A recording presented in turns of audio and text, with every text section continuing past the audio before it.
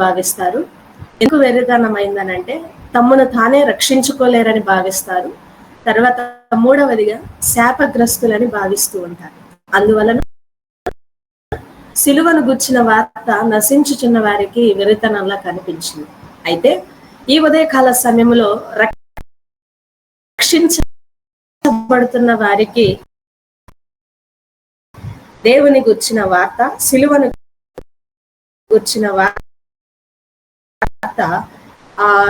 ఎలా కనిపిస్తుంది అనేది ఈ సమయంలో మనం ధ్యానం చేసుకుందాం. కొరింథీయులకు రాసిన మొదటి పత్రిక 1వ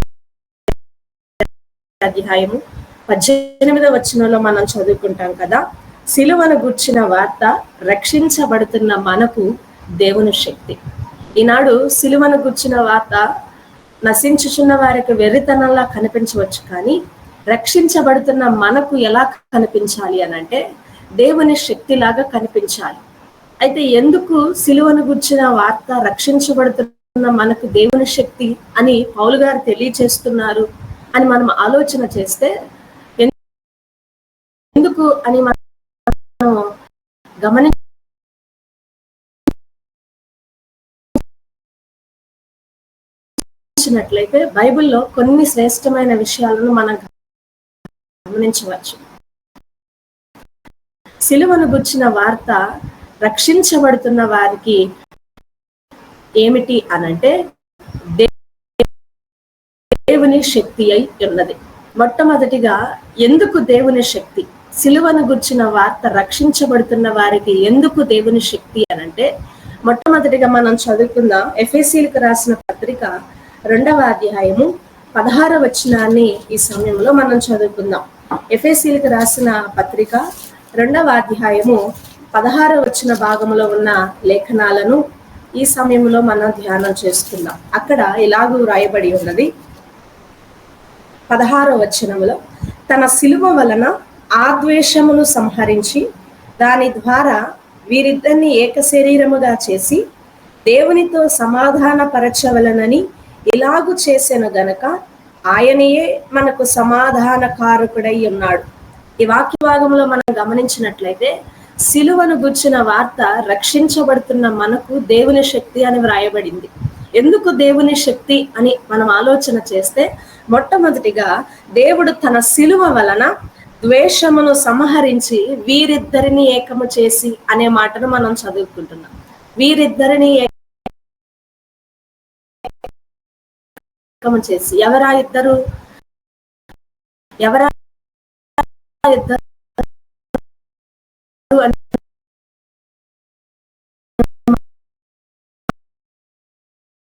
ఆలోచన చేస్తే, మనం ధర్మశాస్త్ర ప్రకారముగా ఇశ్రాయేలీయులు అన్యులతో సహవాసం చేయరు. ఇశ్రాయేలీయులు కాని వారిని అన్యులుగా భావిస్తూ ఉంటారు. వారిద్దరిని ప్రభువైన యేసుక్రీస్తు వారు తన సిలువ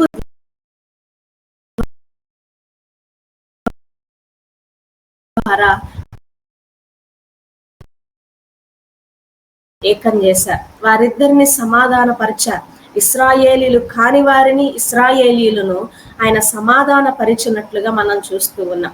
అందుకే ఆ మాటలో మనం చదువుతాం కదా, తన సిలువ వలన ఆద్వేషమును సంహరించి దాని ద్వారా వారిద్దరిని ఏకం చేశారు. అనగా ఇశ్రాయేలీయులని అన్యులను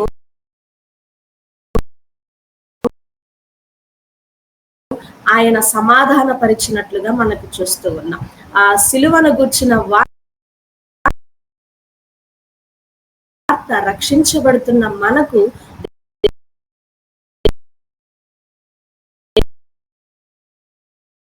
దేవుని శక్తి. ఎందుకు అనంటే ఆయన సమాధాన పరిచారు.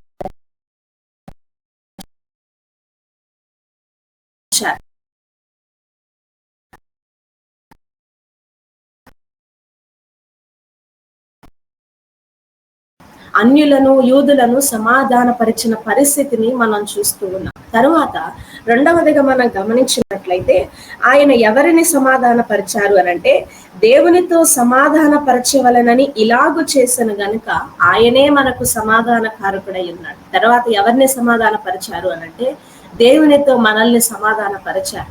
ఒకప్పుడు మనం చేసిన పాపము వలన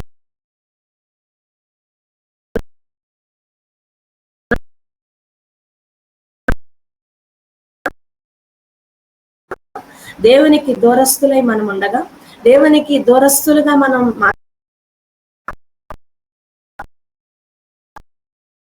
మార్చబడి ఉండగా, మన పాపము దేవునికి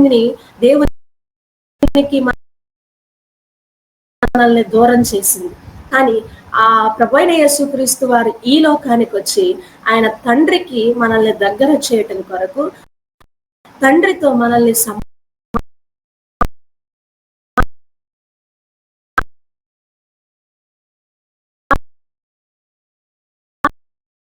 సమాధాన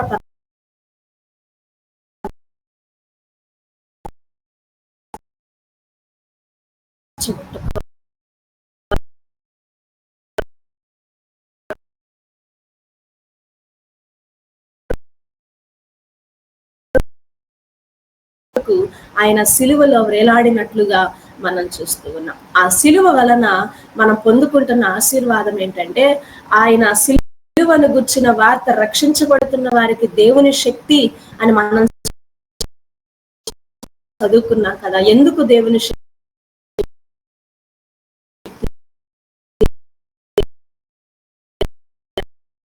అంటే, ఆయన సమాధానకారకుడై ఉన్నాడు. ఆయన సమాధాన పరిచాడు. ఈనాడు సమాధానము లేని వారందరికీ ఆయన సమాధానము కలుగు చేయటానికి ఆయన ఈ లోకానికి వచ్చారు. ఈనాడు చాలా మంది జీవితాలలో మనం గమనించినట్లయితే సమాధానము లేదు, సంతోషము లేదు, నెమ్మది లేదు. కానీ అటువంటి అందరి జీవితాలలో సమాధానం కలుగు చేయటానికి ఆయన వచ్చాడు. ఎందుకు సమాధానం లేదు?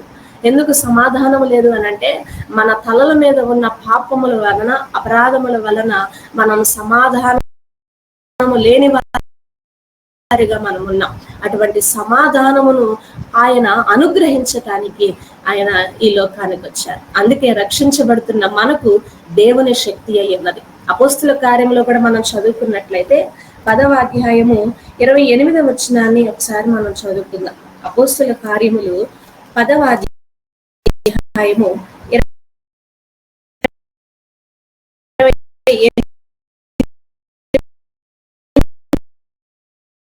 28వ వచ్చిన భాగాన్ని ఒకసారి మనం జ్ఞాపకం చేసుకుందాం. అక్కడ ఇలాగూ రాయబడి ఉన్నది, అప్పుడు అతడు అన్యజాతి వానితో సహవాసము చేయుటయైనను, అట్టి వానిని ముట్టుకొనుటయైనను, యూదునికి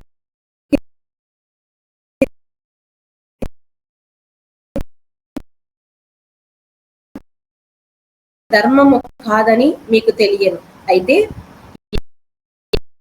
ఏ మనుష్యుడును నిషేధింపదగిన వాడైనను,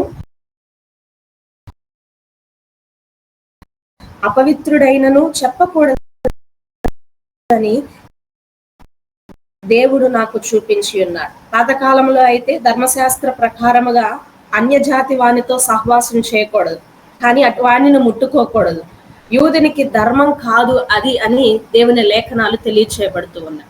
అటు వాడిని ముట్టుకోకూడదు, యూదుని కానిన వాణిని ముట్టుకోకూడదు, వానితో సహవాసం చేయకూడదు అని చెప్పి ఆ లేఖనము తెలియచేయబడుతూ ఉండగా, దేవుడు ఏం తెలియచేశాడనంటే, దేవుడు ఏ రుజువుపరిచాడనంటే, ఏ మనుష్యుడును నిషేధింపదగిన వాడు కాడు, అపవిత్రుడు కాడు అని దేవుని లేఖనం తెలియచేయబడుతుంది. అటువంటి సమాధానమును యూదులకు అన్యులకు దేవుడు కలుగు చేశాడు. దేవుని లేఖనాలను మనం గమనించినట్లయితే యూదులకు అన్యులకు మాత్రమే కాదు, కానీ ఈనాడు దేవునికి మనకు కూడా నిత్య సమాధానమును దేవుడు అనుగ్రహించాడు. ఆయన రాజ్యములు ప్రవేశించగలిగిన కృప, ఆయన స్వాస్థ్యములో నిలవగలిగిన కృప దేవుడు మనకు అనుగ్రహించాడు. ఎఫెసీయులకు రాసిన పత్రికలో కూడా ఒక మాటను మనం ధ్యానం చేసుకున్నాం. 2వ అధ్యాయము చదువుకున్న 2వ అధ్యాయము 1 నుంచి 3 చరణాలకున్న వాక్య భాగాన్ని మనం చదువుకుందాం. ఎఫెసీయులకు రాసిన పత్రిక 2వ అధ్యాయము 1 నుంచి 3 వచనాలు. మీ అపరాధముల చేతను పాపముల చేతను మీరు చచ్చిన వారై ఉండగా ఆయన మిమ్మును క్రీస్తుతో కూడా బ్రతికించెను. మీరు వాటిని చేయుచు వాయుమండల సంబంధి అయిన అధిపతిని, అనగా అవిధేయులైన వారిని ఇప్పుడు మీరు ప్రేరేపించు శక్తిని, అధిపతిని అనుసరించి ఈ ప్రపంచ ధర్మము చొప్పున మునుపు నడుచుకుంటే వారితో కలిసి మనమందరము శరీరము యొక్కయు మనస్సు యొక్కయు కోరికలను నెరవేర్చుకొనుచు మన శరీరాశలను అనుసరించి మునుపు ప్రవర్తించుచు కడమవారి వలెను స్వభావ సిద్ధముగా దైవోగ్రతకు పాత్రులమై ఉంటిమి ఉగ్రతకు పాత్రులమై ఉంటిమి. ఈ వాక్య భాగాన్ని మనం గమనించినట్లయితే మునుపు నిజముగా సిలువ ద్వారా మనకి ఏం కలిగిందంటే సమాధానము కలిగింది. తండ్రి ద్వారా మనం సమాధానం పోగొట్టుకున్న స్థితిలో ఉన్నప్పుడు, మనం చచ్చిన వారిగా ఉన్నప్పుడు దేవుడు మనల్ని ఏం చేశాడంటే తన అద్వితీయ కుమారుని లోకానికి పంపించి సిలువ ద్వారా మనల్ని చేసి తండ్రితో మనల్ని ఏకం చేశారు, ఉభయులను ఏకం చేశారు. అటువంటి సమాధానమును ఈనాడు మనం పొందుకొని ఉన్నాం. ఆ సమాధానము చేత మనం నడిపించబడుతూ ఉన్నాం. అందుకే అది దేవుని శక్తి అని దేవుని లేఖనం తెలియచేయబడుతుంది. ఈనాడు అటువంటి సమాధానమును ప్రతి ఒక్కరు పొందుకోవాలి. ఈనాడు ఆ సమాధానమును దూరం చేసుకుంటున్న వారు చాలా మంది ఉన్నారు. ఆ సమాధానమును దూరం చేసుకుని ఈ లోకములోనే బ్రతుకుతున్న వారు చాలా మంది ఉన్నారు. కానీ దేవుని వాక్యము తెలియచేస్తూ ఉన్నది కదా, ప్రభువైన యేసుక్రీస్తు వారి లోకానికి రావటానికి కారణం ఏమిటంటే ఆయన తండ్రితో మనల్ని సమాధానపరచాలని. అటువంటి సమాధానమును ఈనాడు ప్రతి ఒక్కరూ పొందుకోవాలి. దేవునికి మహిమ కలుగునుగాక. తరువాత రెండవదిగా సిలువను గుర్చిన వార్త రక్షించబడుతున్న మనకు దేవుని శక్తి. ఎందుకు దేవుని శక్తి అయి ఉన్నది? సిలువను గుర్చిన వార్త ఎందుకు దేవుని శక్తి అయి ఉన్నది అని మనం ఆలోచన చేస్తే, అదే కొలస్సీయులకు రాసిన పత్రిక 2వ అధ్యాయం 13-15 వచనాలను మనం చదువుకుందాం. కొలస్సీయులకు రాసిన పత్రిక 2వ అధ్యాయము 13-15 వచన భాగాలలో ఉన్న చదువుకుందాం. మరియు అపరాధముల వలనను శరీరమందు సున్నతి మీరు మృతులై ఉండగా దేవుడు వ్రాతరూపకమైన ఆజ్ఞల వలన మన మీద రుణముగాను మనకు విరుద్ధముగాను ఉండిన పత్రమును మేకులతో సిలువకు కొట్టి దాని మీది చేవ్రాతను తుడిచేసి దేవుని ఎదుట నిరపరాధులుగా చేయలేకపోయింది. అటువంటి ఆజ్ఞలన్నిటిని దేవుడు ఏం చేశాడు అని అంటే,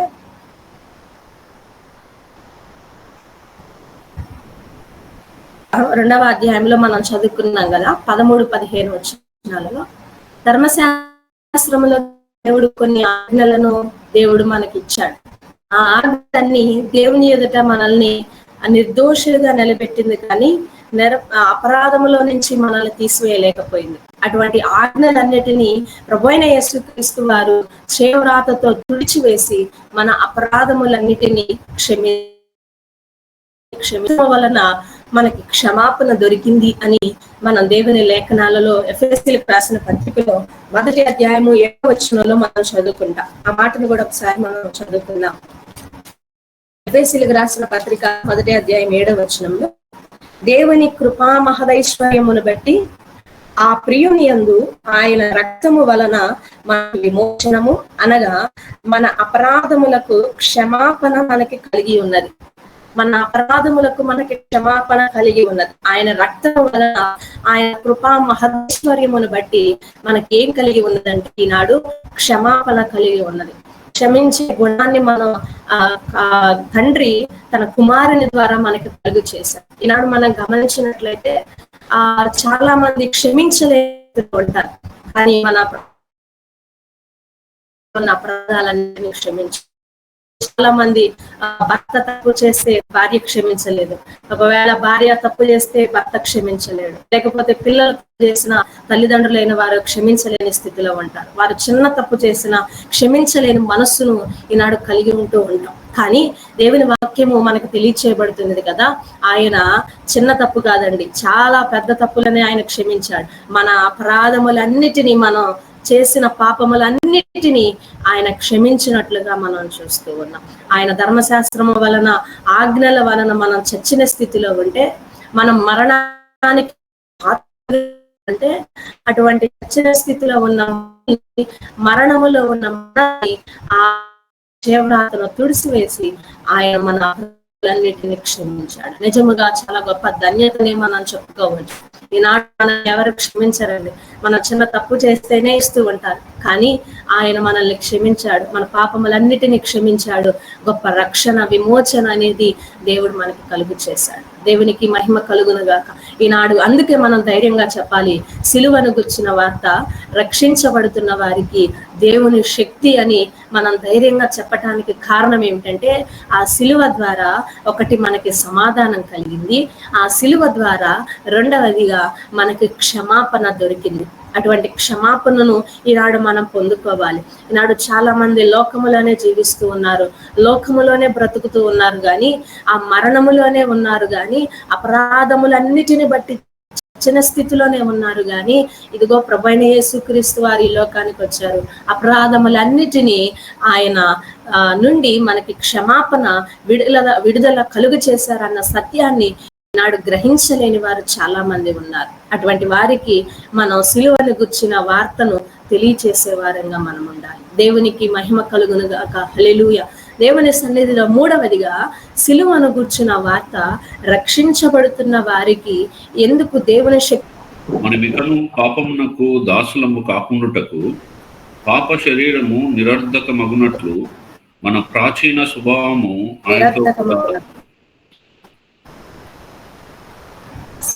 సిలువ వేయబడిని ఎరుగుదు. చాలండి. ఈ వాక్య భాగంలో మనం గమనించినట్లయితే 6వ వచనంలో, మనం ఇంకనూ పాపమునకు దాసులమై ఉండగా పాప శరీరము నిరర్ధక మగునట్లు మన ప్రాచీన స్వభావము, మన ప్రాచీన పురుషుడు సిలువకు, ఆయన మాటలో మనం చదువుకుంటాం కదా, ఆయనతో కూడా సిలువ ఎరుగుదు. ఈ మాటల్లో మనం గమనించినట్లయితే దేవుని శక్తి అని మనకి తెలియజేస్తూ ఉంది. సిలువను గుర్చిన వార్త రక్షించబడుతున్న వారికి దేవుని శక్తి. ఎందుకు అనంటే, మన ప్రాచీన స్వభావము సిలువ వేయబడింది. మూడవదిగా మన ప్రాచీన స్వభావము సిలువ వేయబడింది.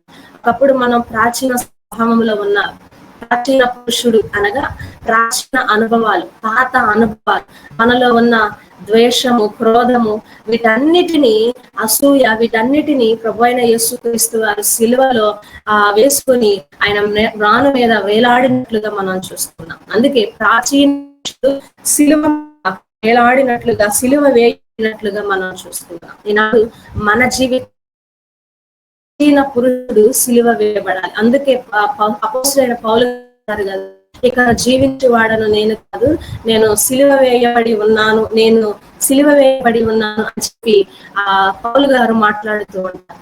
ఆయన లేఖనాలను మనం గమనించినట్లయితే నాడు మనకు కూడా మన ప్రాచీన పురుషుడు సిలువ వేయబడాలి. ప్రభువైన యేసుక్రీస్తు వారు ఆయన మన అపరాధములన్నిటినీ సిలువ మీద వేసుకున్నట్లుగా మనం చూస్తూ ఉన్నాం. ప్రాచీన స్వభావము నుంచి నూతన స్వభావములోనికి నడిపించబడాలి. ఇప్పుడు ప్రాచీన ఎందుకు దేవుని శక్తి అనంటే, మూడవదిగా ప్రాచీన స్వభావములో నుంచి మన నూతన స్వభావంలోనికి నడిపించబడ్డాం. అందుకే దేవుని లేఖనంలో మనం చదువుతున్నాం కదా, ప్రాచీన పురుషుడు, ప్రాచీన స్వభావము సిలువ వేయబడింది అనగా ప్రాచీన స్వభావం ఇక లేదు, నూతన స్వభావంలోనికి మనం నడిపించబడ్డాం. ఈనాడు నూతనంగా అని మనం ఆలోచన చేస్తే చాలా మంది నూతన జీవితం అని అనుకోగానే వాళ్ళ మనసుల్లోకి వచ్చే ఆలోచన ఏంటంటే, నూతన జీవితం, నూతనం అనగానే ఒక నూతన సంవత్సరంలోనే వెతుకుతూ ఉంటారు నూతనత్వాన్ని. తర్వాత ఏదన్నా పుట్టినరోజులకే నూతనత్వాన్ని వెతుకుతూ ఉంటారు. కానీ నూతనత్వం అనేది మన జీవితంలో రావాలి.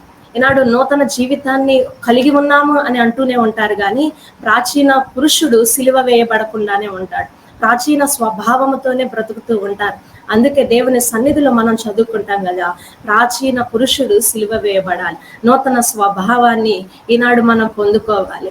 ఏమిటి దేవుని గుర్చిన శక్తి అని మనం ఆలోచన చేస్తే, నూతన స్వభావముతో మనం నడిపించబడటమే దేవుని శక్తి. నూతన జీవితాన్ని దేవుడు మనకు అనుగ్రహించాడు. ఒకప్పుడు పాత స్వభావాలతో, పాత అలవాట్లతో మనం ఉన్నవారిని ఆ పాత అలవాట్లలో నుంచి, పాత స్వభావములో నుంచి ప్రభువైన యేసుక్రీస్తు వారు ఒక కొత్త జీవితాన్ని మనకు అనుగ్రహించాడు. ఆ కొత్త జీవితంలోనికి మనం రావాలి. కానీ లోకం ఏం చేస్తుందనంటే, ఆ పాత జీవితంలోనే జీవిస్తూ ఉన్నది. అందుకే యోహాను సువార్తలో మనం చదువుకుంటాం కదా, వెలుగు ఈ లోకంలోనికి అనుగ్రహించబడింది, కానీ ఆ చీకటి వెలుగును గ్రహించకుండా ఉంది, చీకటినే ప్రేమిస్తున్నారు అనే వాక్య భాగాన్ని మనం చదువుకుంటూ ఉంటాం. నిజంగా ఈనాడు దేవుడు ప్రభువైన యేసుక్రీస్తు వారు నూతన జీవాన్ని అనుగ్రహించారు. ఆ నూతన జీవాన్ని పొందుకొనకుండా ఇంకనూ ప్రాచీన స్వభావంలోనే ఉన్నవారు చాలా మంది ఉన్నారు.